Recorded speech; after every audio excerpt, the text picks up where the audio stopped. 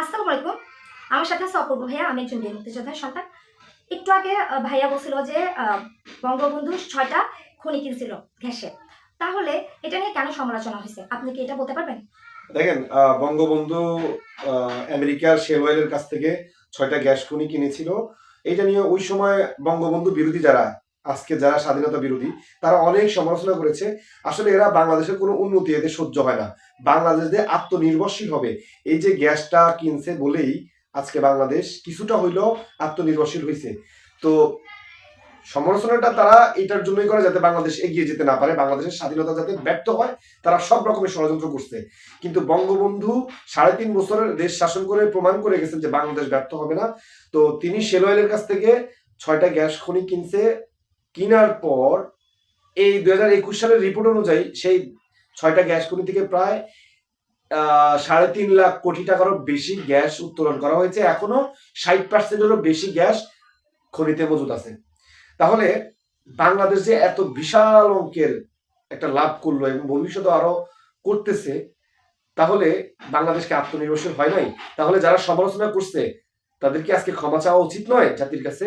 এরপরেও তারা এখনো বঙ্গবন্ধুকে বিতর্কিত করার জন্য আজে বাজে কথা বলে। তো আমি তাদের কাছে প্রশ্ন রাখতে চাই, এই যে বঙ্গবন্ধু দেশের জন্য এত এত অবদান রেখে গেছে, তোমরাও তো উপভোগ করছো, সেটা তোমরা ভোগ করতেছো না? আবার তোমরাই বঙ্গবন্ধুর সমালোচনা করো, তোমাদের লজ্জা হওয়া উচিত। আরেকটা কোশ্চেন আছে ভাইয়া। আপনি কিন্তু একটু আগেও বলছিলেন যে গ্যাস কিন্তু 61% এখনো মজুদ আছে। তাহলে এখন কেন গ্যাসের সংকট দেখা দিচ্ছে? এখন কেন গ্যাসের মানে প্রাইস বাড়ায় দিচ্ছে? এগুলো নিয়ে কি কোনো কথা কেউ কি বলছে?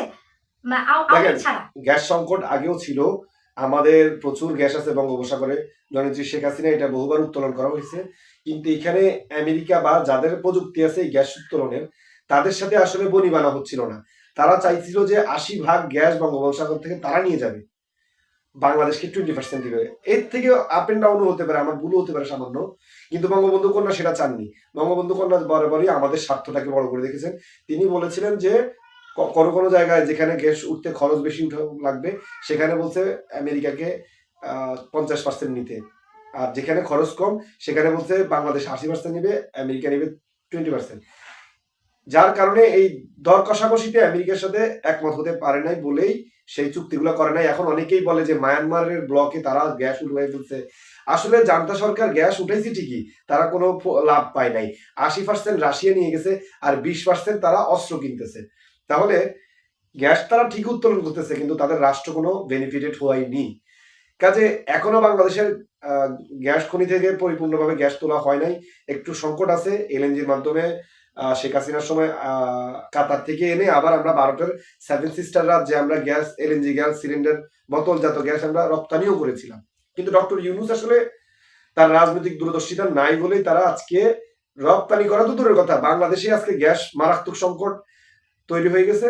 যার কারণে এখন লাইনেও গ্যাস নাই, গ্যাস পাচ্ছে না জনগণ। এবং আজকে তারা সিলিন্ডার গ্যাসও ১২০০ টাকা গ্যাস ২৪০০ টাকা হয়ে গেছে। তো এতে কি প্রমাণ হয় না বঙ্গবন্ধু রাইট ছিলেন? তিনি যদি আত্মনির্ভরশীল না করতেন, আজকে যে যতটুকু গ্যাস উত্তোলন করা হয় এটাও থাকতো না।